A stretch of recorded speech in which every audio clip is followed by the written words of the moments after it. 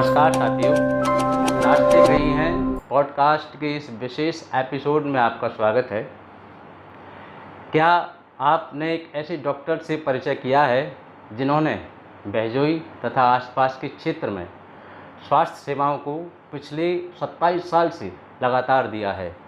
जी हाँ, आज मेरे साथ एक ऐसे व्यक्तित्व मौजूद हैं जिन्होंने अपना सारा जीवन स्वास्थ्य सेवाओं को देने में समर्पित कर दिया। चलिए स्वागत करते हैं शहर के प्रख्यात प्रसिद्ध चिकित्सक डॉक्टर दिलीप वार्ष्णेय जी का। नमस्कार सर, आपका पॉडकास्ट में बहुत बहुत स्वागत है। धन्यवाद अमित जी, आपने मुझे इस मंच पर बुलाया। मैं doctor Dilip Kumar Varshney, MBBS DTCD। MBBS मैंने सन 93 में जबलपुर से किया था और DTCD इसके बाद अहमदाबाद के BJ मेडिकल कॉलेज से करी थी।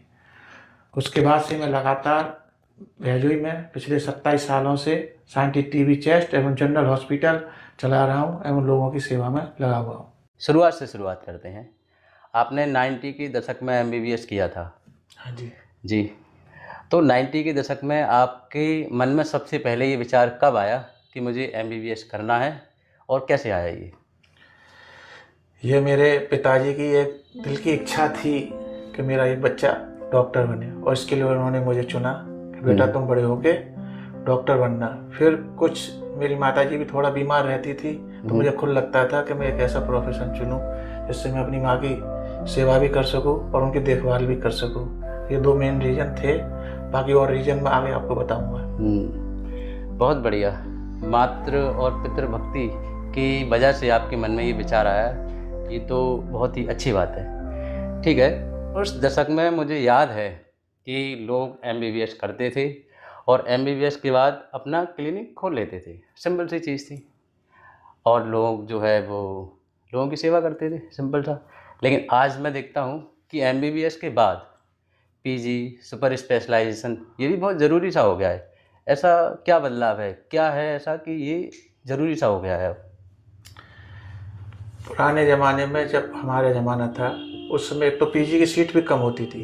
अच्छा। तो इतनी आसानी से PG वाले मिलते भी नहीं थे। दूसरे लोगों में इतनी इलिटरेसी थी, लोगों को जानकारी नहीं थी कि डॉक्टर होता क्या है। उनको तो कोई भी क्लिनिक खोल के बैठ जाए, चाहे वो झोला छाप हो कोई हो, तो वो आसानी हो तो यही समझते यही डॉक्टर है। पर जैसे जैसे समय बीत रहा है, लोगों की शिक्षा का लेवल बढ़ रहा है, तो वो लोग देखते हैं कि अब हमें क्या बीमारी है। जैसे किसी को हार्ट में प्रॉब्लम है तो वो ये देखेगा कि मुझे हार्ट वाले डॉक्टर को दिखाना है, तो वो ये सर्च करेगा कि भाई हार्ट का डॉक्टर कौन है, या किसी को पेट से संबंधित है तो वो मरीज खुद चाहता है कि वो किसी स्पेशलिस्ट को दिखाए। इसलिए आजकल सुपर स्पेशलाइजेशन की जरूरत ज़्यादा पड़ रही है। छोटी मोटी बीमारियों के लिए और नॉर्मल रूटीन जो होती है उनके लिए वो अपने जनरल फिजिशियन प्लेन MBBS को दिखा लेता है। जी, मैं देखता हूँ कि 90 के दशक में लोग जो होते थे वो डॉक्टर के पास जाते और डॉक्टर उनकी नब्ज चेक करते या स्टेथोस्कोप से वो चेक करते और सीधा उनका इलाज शुरू हो जाता था। लेकिन आज का ज़माना मशीनी युग है, आप भी जानते हैं, AI भी आ गया उसके ऊपर। तो जो टेस्ट और वो सारी जो चीज़ें होती हैं वो किसी ना किसी मशीन के द्वारा हो रही हैं। तो जो रिश्ता था पेशेंट और डॉक्टर का, क्या उसमें बदलाव आया है तो कितना आया है और कैसा आया है? भरोसे से जुड़ा हुआ आया है या पैसे से जुड़ा हुआ आया है? इसमें यह है, ऐसा है कि इसमें असली जो आपकी डॉक्टरी है वो शुरुआत ही पल्स और स्टेथोस्कोप से होती है। जो आप डायग्नोसिस बना सकते हैं वो उससे बना सकते हैं। इसके बाद अगर आपको लगता है कि भाई अब कुछ टेस्ट होने चाहिए, पेशेंट की कंडीशन में सुधार नहीं हो रहा है, तब वो इन्वेस्टिगेशन की तरफ जाना चाहिए जी। और आजकल तो एक ट्रेंड है कि पहले इन्वेस्टिगेशन लिखी जाती है, उसके बाद दवाइयाँ लिखी जाती है। सीरियस मरीज में ये कुछ हद तक सही भी है। अगर OPD बेस पे आप ज़्यादा पेशेंट देख रहे हैं तो आप अपने थोड़ी बहुत जांचों से भी ये काम चला सकते हैं। पर आजकल मैंने देखा है बड़े शहरों में खासकर, जब कोई भी पेशेंट आता है तो उसको बहुत सारी जांचें लिख के दे देते हैं। किसी को चेस्ट पेन है, CT स्कैन, इको, थोड़ा हुआ एंजियोग्राफी, तो पेशेंट को भी लगता है हमारी जांचें अननेसेसरी करी जा रही है। तो उससे थोड़ा डॉक्टर और पेशेंट की रिलेशन जो पहले थी हाँ। पहले ये कहते थे doctor is next to God, अब वो फीलिंग अब खत्म होती जा रही है। पेशेंट भी कहता है ये हमसे पैसे ले रहे हैं, बिल्कुल। तो वो भावना थोड़ी कम हो रही है, रिलेशन थोड़े अच्छे नहीं रह रहे डॉक्टर और पेशेंट के। बिल्कुल बिल्कुल सही कह रहे हैं। इवन मैंने भी सुना था, मेरे माता पिता ने बताया कि डॉक्टर हैं वो भगवान का दर्जा होता है उनका, तो शायद उन्होंने भी ऐसा महसूस किया होगा। तो सही बात है, पहले रिलेशन अच्छे थे लेकिन कुछ वजह से थोड़े रिलेशन सही नहीं रहे हैं। 1990 के दशक में आपके पास एक बहुत ही अच्छी अपॉर्चुनिटी थी कि आप टियर 1 जैसे शहरों में सेटल हो सकते हैं, जैसे दिल्ली है, मुंबई है, कलकत्ता है, चेन्नई है, मद्रास है। लेकिन आपने फिर भी अपनी मातृभूमि में रह के लोगों की सेवा करना चुना, इसके पीछे वजह क्या है? आपने सही कहा। मैं भी चाहता तो किसी भी बड़े शहर में सेटल हो सकता है। मुझे अपॉर्चुनिटी भी बहुत सारी मिली, जैसे अहमदाबाद में DTCD करने के बाद मुझे डिस्ट्रिक्ट ट्यूबरक्लोसिस ऑफिसर की पोस्ट मिल रही थी। अच्छा। पर मैं नहीं ली। उसके बाद एशियन विवेकानंद मुरादाबाद 1908 में मैंने 1 साल वहाँ जॉब करा। चाहता तो वहाँ भी सेट हो सकता था, बिल्कुल। पर मेरा जो मुख्य उद्देश्य था जी। मैं उससे भटक नहीं सकता था। मेरा मेन उद्देश्य यही था कि अपने क्षेत्र की जनता की सेवा करना, जो लोग अच्छी स्वास्थ्य सेवा से वंचित हैं उनको छोटी जगह में बैठकर वो प्रदान करना है। और उसके पीछे एक और बड़ा कारण है, मेरे मदर और फादर जी दोनों की डेथ में समझता हूँ थोड़ी मेडिकल फैसिलिटी नहीं उपलब्ध थी भैजई में उस समय। फादर को केवल ब्लड प्रेशर हाई था तो ब्रेन हेमरेज हो गया, कंट्रोल नहीं हुआ। मदर की डायबिटीज नील हो गई तो वह कंट्रोल नहीं हुआ। जब तक लोग आप बड़े शहर में जाओगे तब तक तो ये इसके पीछे एक ये भी मेरा ये उद्देश्य था कि और जैसे मेरे यहाँ परिवार में हादसे हुए किसी के ना हो, यहाँ पर प्राथमिक उपचार मिल जाए। और मैं काफ़ी हद तक संतुष्ट भी हूँ कि मैंने इस क्षेत्र में जो कुछ किया, काफ़ी कुछ किया और अधिक से अधिक लोगों को बाहर जाने से बचाया। पहले हमारे ट्रेंड था कोई भी बीमार होता चंदोसी चला जाता था जी, पर आज हम गारंटी के साथ कह सकते, बड़े विश्वास के साथ कह सकते हैं कि बाहर से भी लोग कुछ चंदोसी से भी हमें दिखाने आते हैं। बहुत बढ़िया। ये काफ़ी इमोशनल जो है आपने आंसर दिया है। माता पिता की सेवा और मातृभूमि की सेवा करना ही आपने अपना कर्तव्य समझा। लोग कहते हैं, बड़ी गहरी बात कही है, जननी जन्मभूमिश्च स्वर्गादपि गरीयसी। जननी और जन्मभूमि स्वर्ग से भी बढ़कर है। बड़ी गहरी बात कही है और आपने उसका पूर्णतः पालन किया है। चलिए इस सिलसिले में और कहना चाहूँगा, जब से मैंने यहाँ भैजोई में अपना हॉस्पिटल खोला, पूरे भैजोई शहर का सहयोग बहुत मिला मुझे। कभी कभी स्ट्रेंजर वाली फीलिंग नहीं थी, हर कोई जान पहचान का, तो सभी लोग बड़े प्यार से घुलते मिलते हैं, सभी का जी इलाज आराम से हुआ। बिल्कुल, हमारे पुराणों में और उसमें शास्त्रों में लिखा है वसुधैव कुटुंबकम। अगर आप जो है पूरी पृथ्वी को ही अपना कुटुंब मान लेते हैं तो पूरे जो लोग हैं वो भी आपको कुटुंब का हिस्सा ही मानते हैं। तो सही है, जैसा कि आपने सेवा भाव से यहाँ के लोगों की सेवा की है, ऐसे ही लोगों ने अपना जो सम्मान देने वाली बात है या आदर करने वाली बात है वो किया है। ठीक है, इस सिलसिले में और आगे बढ़ते हैं। आज आपको पूरे 27 साल हो गए हैं। आपने अप्रैल 1999 में भैजोई में सेवा देना शुरू किया था। तो मैं ये जानना चाहता हूँ कि अब तक लगभग कितने लोगों को आपने देखा होगा, मतलब उनको ठीक किया है, उनकी स्वास्थ्य को ठीक किया है, और किन किन क्षेत्रों से लोग आपके पास अपने आप को दिखाने आते हैं? अब एक साथ एग्जैक्ट बताना कितने, पर मरीज तो लाखों में ही देखे हैं।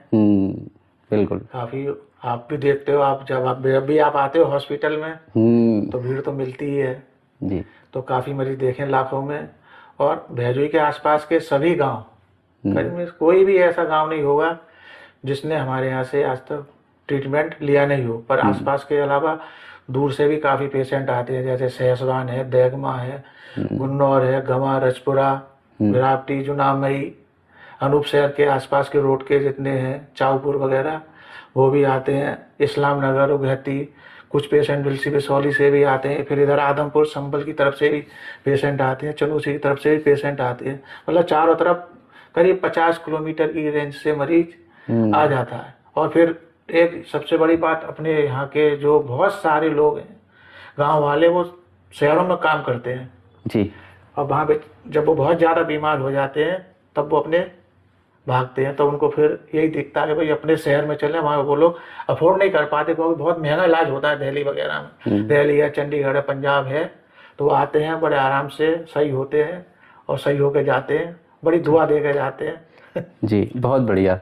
और मैं आपको एक छोटा सा किस्सा बताता हूँ। मैं 2013 में गुड़गांव में बीमार हुआ था, टाइफाइड हो गया था।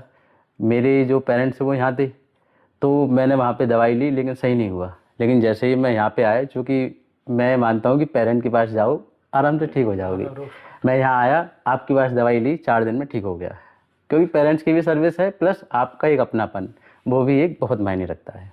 सर, मैं देखता हूँ कि 90 के दशक में लोगों के पास संसाधन कम थे और मेडिकल कॉलेजेस भी कम थे। बच्चों की जो भी ज़िंदगी रहती हो मेडिकल स्टूडेंट्स की, और आज के स्टूडेंट की मैं ज़िंदगी देखता हूँ, चूँकि आज की एरा से मैं ज़्यादा अवेयर हूँ। मैं देखता हूँ कि लोग नीट के लिए एकदम फाइट करते हैं, लाखों लोग बैठते हैं और हज़ारों लोग सेलेक्ट होते हैं गवर्नमेंट कॉलेजेस के लिए। तो इनकी ज़िंदगी, जो छात्रों की ज़िंदगी है, उनमें क्या विशेष अंतर आपको लगता है? छात्रों की ज़िंदगी में काफ़ी बदलाव आया है। पहले टेक्नोलॉजी बेस्ड स्टडी नहीं थी, अब स्टडी टेक्नोलॉजी बेस्ड हो गए। प्रोफेसर लोग आते थे, ब्लैक बोर्ड पे अपने हाथ से सब फिगर वगैरह बनाते थे, एक एक फिगर बना रहे हैं बॉडी का। उसके साथ हम लोग उसके नोट्स लिखते थे, नोट्स बनाते थे, नोट्स पढ़ते थे, तो आधी तैयारी तो वहीं हो जाती थी रूम के अंदर, लेक्चर थिएटर के अंदर। पर आजकल पीपीटी से चल रहे हैं, कोर्स टेस्ट चल रहे हैं, तो बच्चे ध्यान, कॉलेज में पढ़ाई कम होती है, आपको सेल्फ स्टडी ज़्यादा करनी पड़ती है। ऑनलाइन मीडियम आ गया, कोई भी चीज़ है। पहले किसी को कोई क्वेरी होती थी तो साथी से डिस्कस करना है या किसी प्रोफेसर से या लाइब्रेरी में जाके बुक पढ़ के करना पड़ता, तो पहले बुक से ज़्यादा पढ़ाई होती थी। वो चीज़ आज ख़त्म है। आज इंटरनेट का ज़माना, एआई और आ गया है इसमें, तो इस वजह से लोग बाग तुरंत अपना देखा ऑनलाइन, खत्म।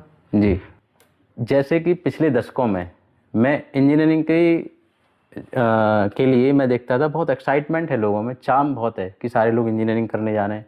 लेकिन इस समय मैं देखता हूँ कि सारे लोग एमबीबीएस करने जा रहे हैं या नीट की तैयारी करने जा रहे हैं। जैसे अब इस समय बीटेक जो है बीए बीएससी के इक्विवेलेंट होने वाला है, क्या आपको लगता है कि एमबीबीएस भी इस तरह से हो जाएगा? इसकी पूरी उम्मीद है कि एमबीबीएस भी बीए बीटेक की तरह हो जाएगा, क्योंकि काफ़ी तेज़ी से कॉलेज खुल रहे हैं, डॉक्टर की संख्या भी तेज़ी से बढ़ रही है। फिर ऑलरेडी छोटी जगह में तो ये बहुत बड़ी प्रॉब्लम है, झोला छाप डॉक्टर हॉस्पिटल खोले पड़े हैं, मेडिकल वाला भी दवाई दे रहा है, तो उनसे आगे कंपटीशन करना, वो भी अपने आप को डॉक्टर में गिनते हैं। तो जो नए पढ़ के आ रहे हैं उनके लिए कंपटीशन काफ़ी टफ होगा। ना केवल उन्हें डिग्री वाले डॉक्टरों से कंपटीशन करना है, बल्कि इन क्वैक्स से, मेडिकल वालों से, सबसे टक्कर लेनी है। आजकल जितने हॉस्पिटलों में कंपाउंडर बन रहे हैं वो अपनी डॉक्टरी कर रहे हैं, तो नंबर ऑफ डॉक्टर केवल डिग्री वालों को नहीं बढ़ रहा है, उससे कहीं ज़्यादा क्वैक्स का बढ़ रहा है, जिस पर कि कोई कंट्रोल है नहीं। तो आगे आने वाले समय में निश्चित रूप से डॉक्टरों को, जो भविष्य में डॉक्टर बन रहे हैं, थोड़ी प्रॉब्लम तो फेस करनी पड़ेगी। जी, बहुत अच्छे से आपने जो है इसका आंसर दिया है कि ऐसा हो सकता है कि आगे आने वाले समय में एमबीबीएस भी बीटेक बीए बीएससी की तरह हो जाए। ठीक है सर, थोड़ा और आगे बढ़ते हैं इस सिलसिले में। इतनी महंगाई के दौर में आपकी फीस बहुत ही नॉमिनल है, ये कैसे आप मैनेज करते हैं? देखिए, मैंने जब डॉक्टरी शुरुआत करी तो मेरा एक ही उद्देश्य था, लोगों की सेवा करना, धन कमाना। धन तो अपने आप कमता है, जब आप काम अच्छा कर रहे हैं तो धन तो कमेगा। तो मैं कभी धन के पीछे नहीं गया। फीस भी मैंने अपनी, अभी भी मैं 50 रुपये ही लेता हूँ। अच्छा, उसमें दवा भी होती है, पहले दिन के 100, बाकी अगले दिन से 50 रुपये, बहुत कम है।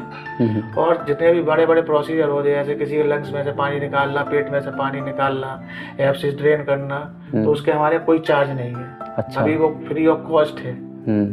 तो छोटे मोटे प्रोसीजर मैं ऐसे ही कर देता हूँ, लोगों को फायदा है, लोग दुआ देते हैं, दुआओं का असर है कि आज सब कुछ बहुत अच्छा हो रहा है। जी बिल्कुल। मुझे एक बड़ी गहरी कहावत याद आ गई, जिसमें कहते हैं कि दया भाव हृदय नहीं, ज्ञान थके बेहद, ते नर नरक ही जाएंगे, पड़ी पड़ी साखी शबद। मतलब जिनके भाव में, जिनके हृदय में दया का भाव है, उनको स्वर्ग मिलना बहुत आसान है। लेकिन ज्ञान बहुत है और दया भाव नहीं है, वो उनको नरक जाना ही है, ये किसी ने कहा है। मेरी कुछ डॉक्टर्स या और लोगों से बात हुई तो मैं देखता हूँ कि नीट का जो एग्ज़ाम देते हैं वो लाखों लोग होते हैं, लेकिन 50 से 55 हज़ार गवर्नमेंट कॉलेज में सीट्स हैं। अब जिनका क्वालिफाई हो गया नीट, उनको तो गवर्नमेंट कॉलेज मिल गया, फीस कम गई और डॉक्टर बन गई। लेकिन जो बची हुई जनता है उनको लगभग 1 करोड़ या 1+ शायद खर्च करने पड़ते हैं।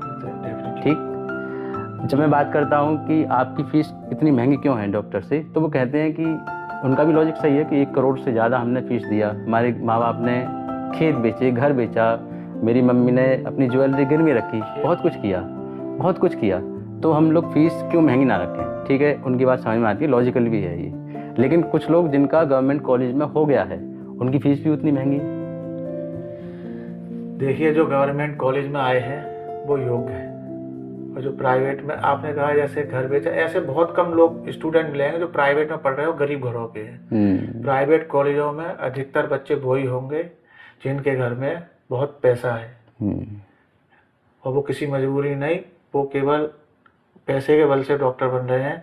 और जहाँ तक मैं समझता हूँ, फीस भी योग्यता के हिसाब से ही होनी चाहिए। जो अच्छे बच्चे हैं, जो मेरिट में आते हैं टॉप पे, वो लोग गवर्नमेंट कॉलेज से कर रहे हैं, तो योग्यता के हिसाब से वो काफ़ी उनसे आगे हैं। एक बच्चा जो 700 में से 600 650 नंबर लाके डॉक्टर बन रहा है, एक जो 200 लाके कर रहा है, तो आप खुद समझ सकते हैं कि उनके लेवल में क्या फ़र्क होगा। तो फीस में खर्चे का कोई वो नहीं होना चाहिए, फीस तो केवल योग्यता के आधार से होनी चाहिए। कुछ बच्चे हैं जैसे 600 कट ऑफ गया, 599 600 गया, उस बच्चे ने 599 या 598 नंबर है, वो प्राइवेट में कर रहा है, तो उसके साथ तो सिंपैथी चलो होती है भाई, कि बच्चे मेहनत करिए 1-2 नंबर और आ जाते तो इसको भी गवर्नमेंट मिल जाता। पर मेरे हिसाब से तो योग्यता के हिसाब से पैसे होने चाहिए। बिल्कुल ठीक है सर, इस सिलसिले में थोड़ा और आगे बढ़ते हैं। मैंने जो है आपके कुछ पोस्ट भी देखे हैं, वीडियोज़ भी देखे हैं, मैं फॉलो भी करता हूँ। तो एक में ये लिखा है कि we save the life but we also save the moves for holidays. मतलब आप जो है चिल भी खूब करते हैं।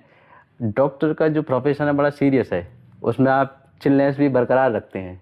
दोनों चीज़ों को आप कैसे मेंटेन करते हैं? और मैं चाहूँगा कि जो लोग बहुत सीरियस वाले प्रोफेशन में हैं वो कैसे चिलनेस को बरकरार रखें, उनके लिए आप 2 शब्द बोलें। इसके लिए सबसे पहली बात तो, काम आपके चाहे कितना भी, काम को कभी बोझ नहीं समझें, आप उसको एंजॉय करें। कभी कभी आ जाता है, कोई आ जाए गलत तो कुछ हो जाता है, टेढ़ा मेढ़ा बोल जाओ, पर अधिकतर अपने काम को एंजॉय करना चाहिए कि भगवान ने आपको इस काबिल बनाया है कि आप इतने बिजी हैं, लोगों की सेवा कर रहे हैं, भगवान आपसे ये काम करा रहा है, तो अपने काम के प्रति निष्ठा रखिए, खूब मेहनत करिए और खुश रहिए। शुरुआती दिनों में आपको ज़्यादा मेहनत करनी पड़ेगी। जैसे मैंने शुरू के 20 साल तक कहीं भी आना जाना, घूमना फिरना नहीं था।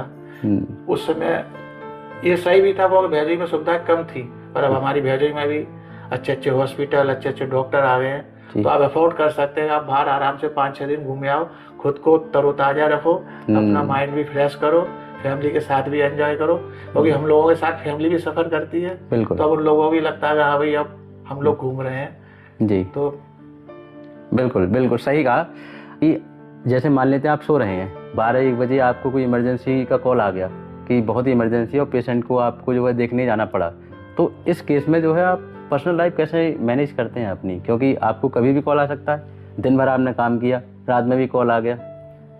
ये तो देखिए अमित जी, हैबिट में आ जाता है। जब हम लोग पीजी करते हैं तो वहाँ 72 घंटे की, 3 दिन की, 2 दिन की, 48 घंटे की ऐसी ड्यूटियाँ लगती है कंटिन्यूस। तो वहाँ ना आप सो सकते हैं ना कुछ कर सकते हैं, तो वो एक ट्रेंड वहाँ से चला रहा है कि आदत है जगने की रात में। फिर उसके बाद अब रात में कोई आ रहा है तो कोई ज़्यादा ही परेशान होगा जो हमें दिखाने आ रहा है, तो उसे मना करने में थोड़ा अपने को भी लगता है पता नहीं यार क्या परेशानी थी, हमने उसे मना कर दिया तो उसको कुछ हो जाए, तो उठ के देखते भी हैं। और पिछले 20-25 साल तो मैंने 20-22 साल तो बिल्कुल फ्री ऑफ कॉस्ट देखे थे रात में भी मरीज, कोई इमरजेंसी नहीं थी। पर अब कुछ थोड़ी बहुत इमरजेंसी लगती है रात में उठने की, और कभी ऐसा महसूस नहीं होता, आदत में आ गया है जी कि आराम से आप कभी भी, कोई 1 घंटे में उठ जाता हूँ मैं तो जी, कोई दूसरी बार भी नहीं जी। बहुत बढ़िया, सेवा भाव ही अंदर है तो वही जो है काम कराता है, वही मोटिवेशन मिलता है। मेरा नेक्स्ट क्वेश्चन यही था कि इतनी भाग दौड़ वाली ज़िंदगी में आप जो है, मैं हमेशा आपको देखता हूँ एकदम एक्टिव रहते हैं, कभी भी मिलता हूँ स्माइल वाला चेहरा है, और ये सारे लोग कहते हैं, मैं ही नहीं। तो आपको ये ऊर्जा मिलती कैसे है? आपको मोटिवेशन कहाँ से मिलता है? इन सबके पीछे देखिए भाई साहब, सब मरीजों के ऊपर जो मेहनत करी है, वो लोग ही आके दिन में मुझे कहते हैं भाई डॉक्टर साहब आपने ऐसा करा, हमारा ये सही हो गया, हमारे ये रिश्तेदार आपने सही करा। जो तारीफ, जो प्रशंसा मिलती है, धन तो कम ही रहा है उसकी तो आप छोड़ दो जी। जो लोग प्रशंसा करते हैं उससे खुशी होती है अंदर से, वो आगे हमें और मोटिवेट करता है कि भाई हम इनके साथ और अच्छा करें, किसी के साथ हमारा कोई बुरा ना हो, सब जो आए सब अच्छे होके जाएं। और जो हमको लगता है कि भाई हम इसे सही नहीं कर पाएंगे, उसे सही टाइम पे रेफर करके सही जगह भेज दिया जाए, जिससे हम उसको अच्छा उपचार मिले, वो सही होकर आ जाए, तब भी हमें बहुत खुशी होती है जी। हम फॉलो अप में हमेशा पूछते हैं उस पेशेंट से, भाई आप गए तो आपका कैसा इलाज हुआ, तो आके बेचारा बताता है और आता जरूर है, डॉक्टर साहब आपने सही जगह भेजा और ऐसा सही हुआ। बहुत बढ़िया, बहुत सही। ठीक है, अगला क्वेश्चन ये है कि अब गर्मियाँ शुरू होने वाली हैं। मैं देखता हूँ कि बीमारी जो है दस्तक दे देती है घरों घरों में। मैं भी बीमार रहा हूँ, अभी हुआ हूँ। तो आप लोगों को क्या सजेस्ट करेंगे? 3 या 4 पॉइंट सजेस्ट करें जिससे कि इस मौसम में लोग कम से कम बीमार पड़ें। गर्मी में सबसे पहले तो आपको तेज़ धूप से बचना चाहिए। दोपहर 12 बजे से शाम के 4 बजे तक मैं मानता हूँ कम से कम निकलना चाहिए। अगर आप किसी इमरजेंसी में निकल भी रहे हैं बाहर तो थोड़ी प्रोटेक्शन अपने साथ लेकर चलना चाहिए। आप अम्ब्रेला ले सकते हैं या कुछ कपड़ों का खास ज़्यादा डार्क कलर के ब्लैक या ब्लू कपड़े नहीं पहनने चाहिए, वो ज़्यादा हीट एब्जॉर्ब करते हैं। वाइट कलर के या कुछ वैसे कॉटन के कपड़े पहनने चाहिए, रेशमी कपड़े नहीं पहनने चाहिए क्योंकि उसमें रेस वो ज़्यादा बनता है पसीना, तो आपका डिहाइड्रेशन होने के चांस रहते हैं। दूसरा, बॉडी डिहाइड्रेट होती है तो ऐसी चीज़ें ज़्यादा खाएं जैसे खीरा, ककड़ी, टमाटर, खरबूजा, तरबूजा, शिकंजी, दही, रायता, मठा, ये चीज़ें ज़्यादा लें। पानी अधिक से अधिक पिए, ये है। फिर दूसरी जो सबसे बड़ी बात है, हम देखते हैं हमारे हॉस्पिटल के बाहर ठेले ही ठेले लगे रहते हैं। हाँ। कोई भी ढका हुआ नहीं होगा। गर्मियों में अप्रैल के लास्ट से लेके और अक्टूबर तक सारी जितनी बीमारियाँ होती सब पेट से रिलेटेड होती है ज़्यादा। टाइफाइड हो गया या गैस्ट्रोएंटराइटिस हो गई, जॉन्डिस हो गई, तो इतना ज़्यादा आप अवॉइड कर सकते हैं। बाज़ार की चीज़ मई से लेकर अक्टूबर तक वो करनी चाहिए। सुबह की चीज़ शाम को नहीं खानी चाहिए, शाम की चीज़ सुबह को नहीं खानी चाहिए। हमेशा फ्रेश और ढकी हुई चीज़ खानी चाहिए। फल आप जब भी खाएं धोकर खाएं, छील कर खाएं, काट कर खाएं। जी, ये बहुत बढ़िया। इससे हो सकता है कि लोग कम से कम बीमार पड़ें, कम से कम पड़े। हाँ, अगर और अपना बचाव करेंगे। फिर अपना रात को सोते हैं, अपने एरिया में डेंगू और मलेरिया बहुत कॉमन है। हाँ बिल्कुल। तो उसके लिए बचाव रखें, पूरी बाह के कपड़े पहन के सोए, उसमें अपने मॉस्किटो रिपेलेंट लगाएं, मच्छरदानी का उपयोग करें, तो उससे आप बचाव करें जी। वो भी बहुत ज़रूरी है क्योंकि इसमें एपिडेमिक ही होती है, बहुत सारे केस एक साथ आते हैं। जी, बहुत बढ़िया। आपकी इस सीख से मैं मानता हूँ कि लोग ज़्यादा से ज़्यादा स्वस्थ रहेंगे, कम से कम बीमार पड़ेंगे। कोई और महत्वाकांक्षा आपकी इस प्रोफेशन के अलावा?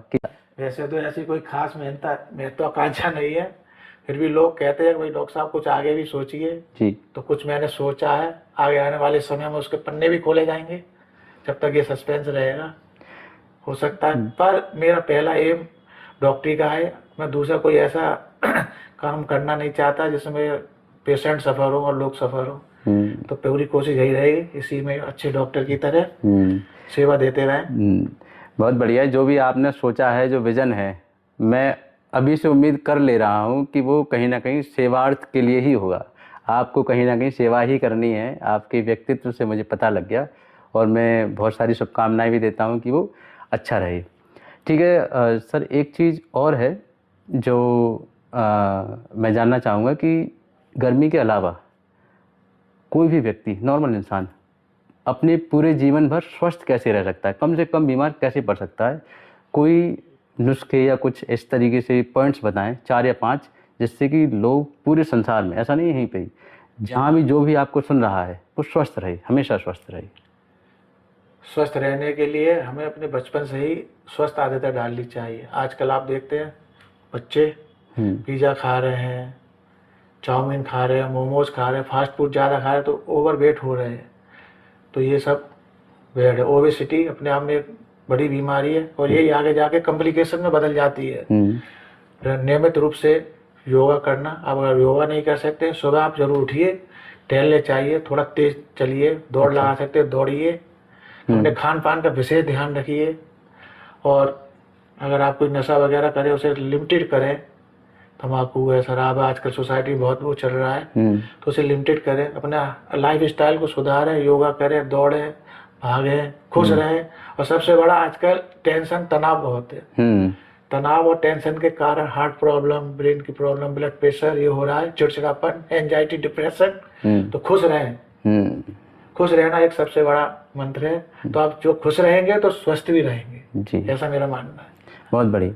आखिरी क्वेश्चन जो कि इस समय बहुत ट्रेंडिंग में है, ऑस्ट्रेलिया ने अभी अभी 16 साल के बच्चों के लिए सोशल मीडिया बैन कर दिया।